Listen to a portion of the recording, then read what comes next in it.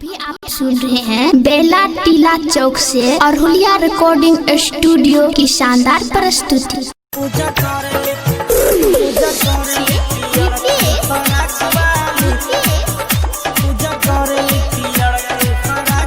Presented by Arahuliya recording studio by singing by Rupesh Singh. सज के सवार के कोचिंग में आइले पान पर शादी रहे हथवा में धइले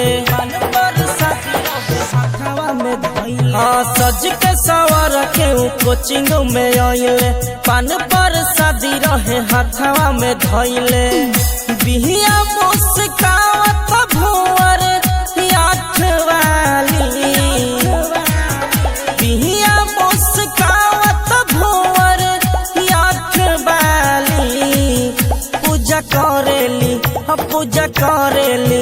पूजा करेली पियर की फराक वाली पूजा करेली पियर की फराक वाली पूजा करेली पियर की फराक वाली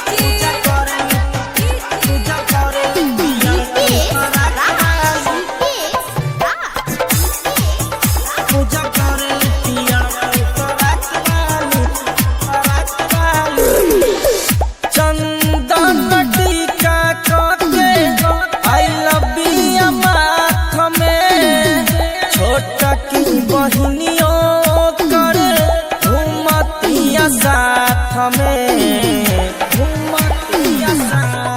हाँ चंदन टीका के आई लबिया माथ में छोटा की बहनियों कर घूमतिया साथ में ओढ़ल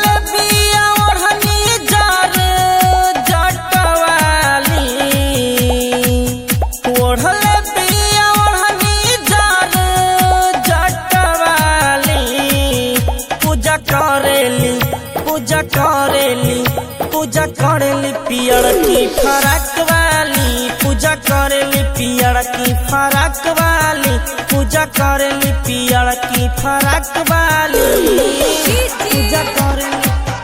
पूजा करेली डिजिटल रिकॉर्डिंग स्टूडियो खगड़िया। पूजा करेली पियर की फराक वाली संगही में पढ़त रहली एक ही क्लास में ना जाने कैसे बस गइल सास में संगही में पढ़त रहली एक ही क्लास में ना जाने कैसे गइल सास में बहतिया बोलेली होता सक वाली बहतिया बोलेली होता सक वाली पूजा करेली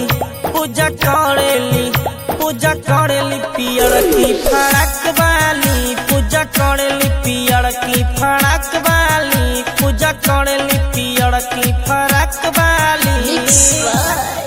presented by Arahuliya recording studio.